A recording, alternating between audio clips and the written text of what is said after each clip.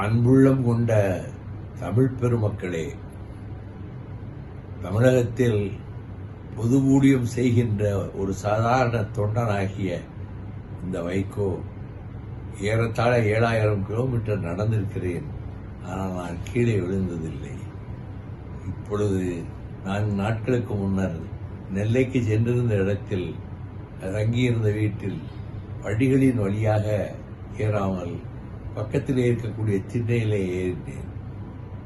அப்படியே அலைமலைத்து இடதுபுறமாக சாய்ந்து விட்டேன்.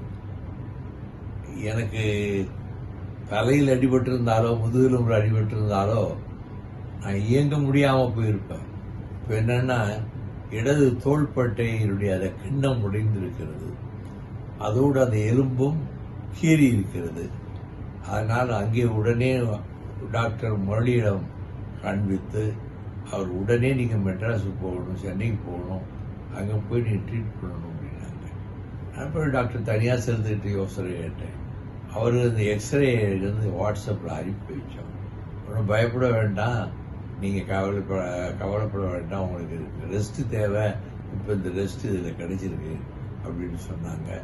எனக்கு அநேகமாக ஒருவேளை நாளைக்கே அறுவை சிகிச்சை நடைபெற்று அந்த கிண்ணம் தோள்பட்டையிலிருந்து விலகி இருக்கிறது அல்லவா, அதை திரும்ப பொருத்திவிட்டு அதோடு சேர்ந்து எலும்பும் ஒரு 2 சென்டிமீட்டர் உடைந்திருக்கிறது, அதுக்கும் சேர்த்து நாளைக்கு அறுவை சிகிச்சை செய்யலாம் என்று டாக்டர்கள் இங்கே திட்டமிட்டிருக்கிறார்கள் அப்பல்லோ மருத்துவமனையிலே.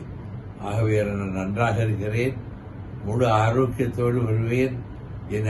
எனக்கு முன்பு போல இயங்க முடியுமா என்று மட்டும் யாரும் சந்தேகப்பட வேண்டாம். நான் உழைப்பு என்பதற்கு இலக்கணமாக இருக்கக்கூடியவர் என்பதை கலைஞரே சொல்லியிருக்கிறார். ஆகவே நம்முடைய தோழர்கள், பொது வாழ்வில் அக்கறை உடையவர்கள் எல்லோருக்கும் நான் சொல்லிக் கொள்வது, இந்த நாட்டில் மேலும் தமிழ்நாட்டுக்கு செய்ய வேண்டிய சேவைகளை செய்வதற்கு காத்துக் கொண்டிருக்கிற வைகோ முழு நலத்தோடு பரிபூர்ண ஆரோக்கியத்தோடு வருவேன் என்பதையும், எனக்காக கவலைப்படுகிற உள்ளங்களுக்கு என் நன்றியை தெரிவித்துக் கொள்கிறேன் என்பதையும் இந்த நேரத்திலே சொல்லுகிறேன்.